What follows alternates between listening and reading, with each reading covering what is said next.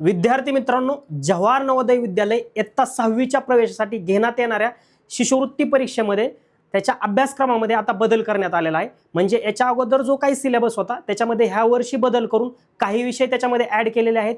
काही विषयापैकी त्यांचा जो काही पार्ट्स होते, काही टॉपिक्स होते ते काढून टाकण्यात आलेले आहेत आणि काही नवीन टॉपिक त्याच्यामध्ये ऍड करण्यात आलेले आहे। परीक्षेच्या दृष्टीने अत्यंत महत्त्वाचा बदल झालेला आहे, कारण त्याच्यामुळे पूर्णपणे वेटेज बदललेला आहे। त्याच्यामुळे हा व्हिडिओ तुमच्यासाठी अत्यंत महत्त्वाचा असणार आहे, कारण तुमची परीक्षा सुद्धा 28 नोव्हेंबर रोजी होणार आहे। त्याच्यामुळे परीक्षा जवळ आलेली आहे।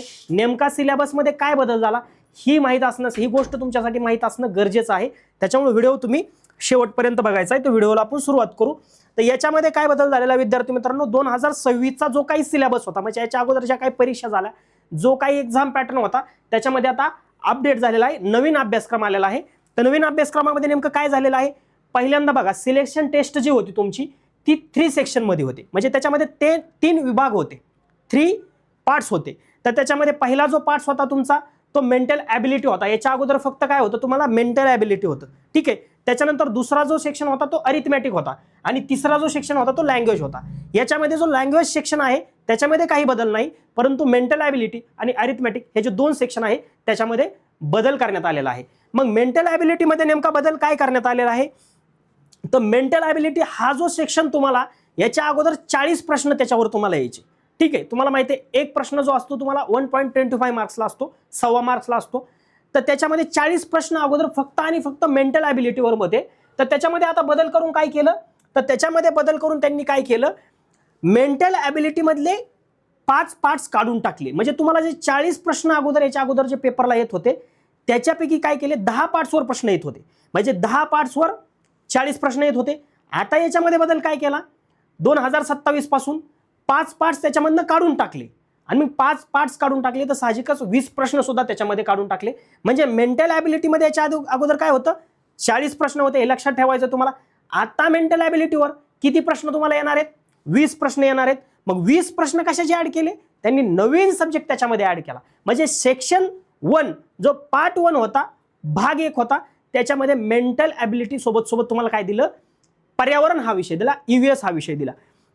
मग सर मेंटल ॲबिलिटी मध्ये नेमकं मेंटल ॲबिलिटी मध्ये काय केलं, कोणते पार्ट्स त्यांनी काढून टाकले, कोणते पार्ट्स रिड्यूस केले, तर बघा याच्यामध्ये पहिलं तुम्हाला कशावर प्रश्न यायचे, ऑड मॅन आउट, म्हणजे दिलेल्या पर्यायामध्ये जो इतरांपेक्षा वेगळा पर्याय असतो, म्हणजे 3 वेगळे पर्याय, एक त्यांना मिसमॅच, मग तो पर्याय काढून टाकायचा।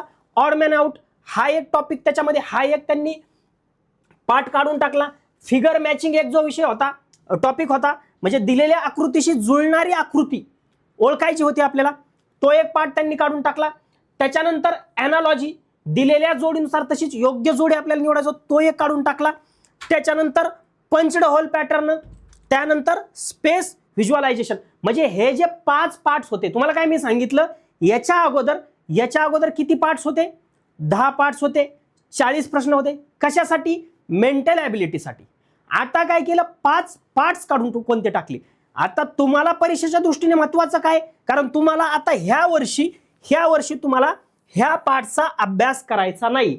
मग कोणते कोणते पार्ट्स आहेत, odd man out, figure matching, analogy, punched hole pattern आणि स्पेस व्हिज्युअलायझेशन, ह्या पार्टचा तुम्हाला ह्या वर्षी अभ्यास करायचा नाही।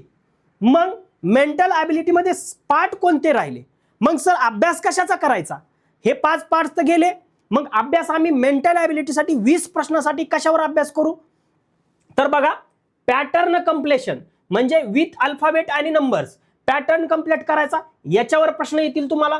फिगर सिरीज कंप्लेशनवर प्रश्न येतील, जिओमेट्रिकल फिगर कंप्लेशनवर प्रश्न येतील, त्यानंतर मिरर अँड वॉटर इमेजिंग याच्यावर प्रश्न येतील तुम्हाला, म्हणजे पाण्यातल्या आकृत्या।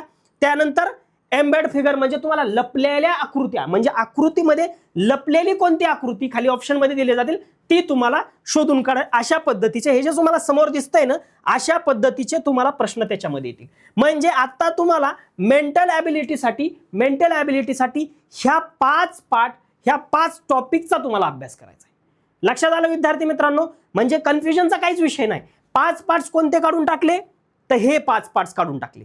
मग राहिले कोणते, तर हे 5 राहिले, ठीक आहे। मेंटल ॲबिलिटीचा विषय क्लोज झाला।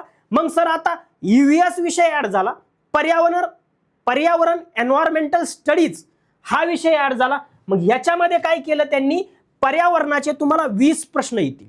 ठीक आहे, 20 प्रश्न तुम्हाला या ठिकाणी पर्यावरणाचे येतील ह्या सेक्शन 1 मध्ये. म्हणजे मेंटल ॲबिलिटी सोबत सोबत EVS त्याच्यामध्ये तुम्हाला ऍड केला. मग सर पर्यावरणाचे 20 प्रश्न कशावर येणार, तर ह्या टॉपिकवर येणार, ह्या टॉपिकवर. मग पहिलं काय त्याच्यामध्ये, नॅचरल वर्ल्ड म्हणजे रिव्हर, प्लांट, वॉटर सायकल म्हणजे नद्या, म्हणजे जे काय निसर्ग आहे, नॅचरल वर्ल्ड जे आहे याच्यावर तुम्हाला प्रश्न येणार. त्यानंतर ह्युमन बॉडी, माणसाची जी ह्युमन बॉडी आहे, थोडक्यात सायन्सचा काय पार्ट त्याच्यामध्ये आहे. मग त्याच्यामध्ये न्यूट्रिशन, विटॅमिनवर प्रश्न असतील, ABCD विटॅमिन. त्यानंतर तुम्हाला हायजीन, तुम्हाला स्वच्छतेवर काय प्रश्न असतील. त्यानंतर सेन्सेस जे आहे तुमचे त्याच्यावर तुम्हाला प्रश्न येतील. ठीक आहे, मग दुसरं अजून काय, सायन्स इन डेली लाईफ म्हणजे रोजच्या दैनंदिन जीवनामध्ये विज्ञानाचा काय उपयोग आहे. मग पोल्युशन, रोजच्या दैनंदिन जीवनामध्ये पोल्युशन, प्रदूषण ह्या टॉपिकवर तुम्हाला प्रश्न येतील. त्यानंतर कॉन्व्हर्सेशन याच्यावर तुम्हाला प्रश्न येतील. कॉन्झर्वेशन याच्यावर तुम्हाला प्रश्न येतील. ठीक आहे, मग पुढं सोशल सराउंडिंग, तुमचं जे सोशल सराउंडिंग त्याच्यामध्ये फेस्टिवल म्हणजे तुमच्या इंडियामध्ये जे काही महत्वाचे फेस्टिवल आहेत त्याच्यावर प्रश्न येतील. राज्यांवर प्रश्न येतील, स्टेट्स, क्रॉप्सवर म्हणजे पिकांवर प्रश्न येतील. म्हणजे थोडक्यात एन्व्हायरमेंटल स्टडीजमध्ये आता तुमची जी परीक्षा कशासाठी आहे, 6वीच्या प्रवेशासाठी. तुम्ही आता कितवीत आहात, 5वी मध्ये आहात, तुम्हाला 6वीच्या प्रवेशासाठी ही परीक्षा आहे. मग त्याच्या अनुसरून तुमच्या वयाला अनुसरून अशा पद्धतीचे त्याच पद्धतीचे प्रश्न तुम्हाला म्हणजे परंतु ह्या टॉपिकवर तुम्हाला दिले जातील. ठीक आहे, मग गोष्ट क्लिअर झाली. सेक्शन 1 मध्ये मेंटल ॲबिलिटी 20 प्रश्न, 5 पार्ट्स कोणते ते तुम्हाला सांगितले. राहिलेले 20 प्रश्न EVS म्हणजे एन्व्हायरमेंटल स्टडीजवर, हे ते 4 पार्ट. ठीक आहे, गोष्ट लक्षात आली. मग पुढं सेक्शन 1चा विषय तुम्हाला क्लोज झाला. 3 सेक्शन आहेत. पहिला सेक्शन मेंटल ॲबिलिटी, आता मेंटल ॲबिलिटी आणि EVS त्याला म्हणायचं. दुसरा सेक्शन अरिथमॅटिक. आता अरिथमॅटिक मध्ये काय काढून टाकलं, म्हणजे अरिथमॅटिक मध्ये त्यांनी काय केलेलं आहे, मॅथला सिम्प्लिफाईड केलं. म्हणजे थोडंसं काढलं, सब्जेक्ट ऍड केला. अरिथमॅटिक त्यांनी अपडेट केलं म्हणजे काही पार्ट रिमूव्ह केले. मग याच्यामध्ये कोणते टॉपिक रिमूव्ह केले, decimal and operation, fraction to decimal conversion हे टॉपिक असेल. त्यानंतर प्रॉफिट अँड लॉस हे टॉपिक त्यांनी काय केलं, काढून टाकले. कोणते, decimal and operation, fraction to decimal conversion आणि प्रॉफिट अँड लॉस हे 3 टॉपिक काढून टाकले अरिथमॅटिक मधनं. मग टॉपिक जर काढून टाकले ते ऍड काय केलं, हे 2 टॉपिक ऍड केले. Angles including direction and mapping आणि डाटा अनालिसिस, बार डायग्राम आणि टेबल अँड पिक्टोग्राफ्स म्हणजे तुम्हाला माहिती आहे आकृती, जसा आलेख असतो आपला, आलेखामध्ये जसं आपला हे असतं बघा, या ठिकाणी आलेख, बार डायग्राम, टेबल, पिक्टोग्राफ्स म्हणजे number of car sold by, मग डे, मंडे ह्याच्यामध्ये दिलेलं आहे, त्याच्यावरनं तुम्हाला उत्तर काढायचं. म्हणजे आकृत्यांमधनं, चित्रांमधनं तुम्हाला उत्तर काढायचंय. मग जे 3 टॉपिक काढून टाकले, प्रॉफिट अँड लॉस काढला, त्याच्या अगोदर कुठला काढला, डेसिमल अँड ऑपरेशन आणि फ्रॅक्शन टू डेसिमल कन्व्हर्जन, हे 3 टॉपिक काढून हे 2 टॉपिक ऍड केले. बाकीचं अरिथमॅटिक आहे असं. मग त्याच्यानंतर लँग्वेज जो हा विषय होता त्याच्यामध्ये नो चेंज. लँग्वेज जो सेक्शन होता, 3 सेक्शन, पहिला सांगितला मेंटल ॲबिलिटी क्लिअर केला, दुसरा तुम्हाला अरिथमॅटिक क्लिअर केला. अरिथमॅटिक मध्ये फार असं काही झालं नाही, फक्त 3 टॉपिक्स काढून टाकले, 2 टॉपिक्स ऍड केले. जे काढून टाकले त्याचा अभ्यास करायचा नाही, जे 2 ऍड केलेले तर पहिला जो सिलेबस आहे त्याचा तुम्हाला अभ्यास करायचा आहे. मग लँग्वेज टेस्ट याच्यामध्ये कुठल्याही प्रकारचा बदल केला नाही आहे. असे लँग्वेज टेस्टवर तुम्हाला 20 प्रश्न येतील. ठीक आहे, त्यानंतर 4 पॅसेज येतील, याच्यामध्ये गुण 20 नाही, इथं तुम्हाला 20 प्रश्नासाठी एका प्रश्नाला 1.25 मार्क्स तुम्हाला मिळतात. नो निगेटिव्ह मार्किंग असतं. ठीक आहे, म्हणजे तुम्हाला 4 पॅसेज असतात, 4 पॅसेज म्हणजे 4 उतारे असतात आणि 4 उतार्यावरून एका उतार्यावर तुम्हाला साधारणतः 5 प्रश्न असतात.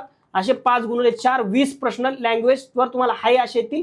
5 क्वेश्चन इच, प्रत्येक उत्तरावर 5 प्रश्न, असे 20 प्रश्न तुम्हाला येतील. म्हणजे लँग्वेज मध्ये 2026-2027 सेम सिलेबस आहे. ठीक आहे, मग थोडक्यात समरी काय सांगतो मी तुम्हाला बघा. थोडक्यात सिलेबस मध्ये काय झालं, मॅथ सिम्प्लिफाईड केलं. मॅथ सिम्प्लिफाईड कसं केलं? मॅथचे म्हणजे मेंटल ॲबिलिटीचे याच्या अगोदर 40 प्रश्न येत होते, त्याच्यावर आता 20 प्रश्न येतील आणि 20 प्रश्नाचा EVS एन्व्हायरमेंटल स्टडीज ऍड केला. ठीक आहे, म्हणजे EVS ऍड केला. सेक्शन 1 संपला. सेक्शन 1 संपला. सेक्शन 2 मध्ये अरिथमॅटिक मध्ये 3 टॉपिक्स काढून टाकले, 3 टॉपिक्स काढून टाकले, 2 टॉपिक्स ऍड केले आणि लँग्वेज हा अनचेंज्ड राहिला. कुठल्याही प्रकारचा त्याच्यामध्ये विद्यार्थी मित्रांनो बदल केलेला नाही. मग आता अशा पद्धतीने तुम्हाला हा सिलेबस आहे. सिलेबसची PDF तुम्हाला लागत असेल ती पण PDF तुम्हाला मिळेल. फक्त कमेंटमध्ये तुम्ही PDF असं टाईप करा, तुम्हाला सिलेबसची डिटेल सुद्धा PDF आम्ही प्रोव्हाइड करू. परंतु जवाहर नवोदय ह्या प्रवेश प्रक्रियेचा, ह्या स्कॉलरशिपचा तुम्हाला जर अभ्यास करायचा असेल, मग तो नवीन सिलेबस असू द्या किंवा नवीन स्ट्रॅटेजीनुसार अभ्यास करू असू द्या, काही जुना सिलेबस त्याच्यामध्ये असेल, याचा तुम्हाला अभ्यास करायचा असेल, पहिली गोष्ट आमच्या YouTube चॅनलला सबस्क्राईब करा. कारण नवनवीन व्हिडिओ आम्ही सिलेबस फक्त सांगणार नाही तर अभ्यासक्रम शिकवणार सुद्धा आहोत. सिलेबस तुम्हाला शिकवणार सुद्धा आहोत. सोबत अजून एक महत्त्वाची गोष्ट, आमचं जे ई-सारथी ऑनलाईन जे ॲप आहे प्ले स्टोअरला, हे ई-सारथी ऑनलाईन ॲप आहे. प्ले स्टोअर सगळ्याला माहिती आहे. प्ले स्टोअरला जायचं आणि ई-सारथी ऑनलाईन सर्च करायचं. कुठल्याही प्रकारचे कॅपिटल लेटर नाही, सगळे स्मॉल लेटर, कुठल्याही प्रकारचा स्पेस नाही, असं ई-सारथी ऑनलाईन सर्च करायचं, इन्स्टॉल करायचं, ओपन करायचं. ओपन केल्यानंतर होम पेजला कॅटेगरी असं ऑप्शन दिसन, 8, 9, 10 आणि ऑल स्कॉलरशिप सेक्शन दिसन. ह्या ऑल स्कॉलरशिप सेक्शनवर क्लिक करायचं. अशा प्रकारचं पेज तुमच्या समोर ओपन होईल. याच्यामध्ये तुम्हाला फ्री PDF मिळतील, फ्री लेक्चर मिळतील, YouTube सिरीजचे YouTube क्लासेस मिळतील. ह्या सगळ्या गोष्टी तुम्हाला ऍप्लिकेशनवर मिळतील. तर विद्यार्थी मित्रांनो, तुम्हाला जर जवाहर नवोदय विद्यालय प्रवेश स्कॉलरशिप परीक्षेचा जर अभ्यास करायचा असेल, जेमतेम तुमच्या हातामध्ये 120 दिवस आहेत, 4 महिने तुमच्या हातामध्ये आहेत. ठीक आहे, 4 महिन्यामध्ये तुम्हाला प्लॅनिंगनुसार, व्यवस्थित स्ट्रॅटेजीनुसार, हार्ड सोबत स्मार्ट वर्क तुम्हाला जर करायचं असेल तर आमच्या सोबत जोडा आणि तुमच्या भविष्याचा फायदा करून घ्या. तर लेक्चर जर आवडले असेल, व्हिडिओ जर आवडला असेल तर व्हिडिओला लाईक करा आणि चॅनलला सबस्क्राईब करा. धन्यवाद.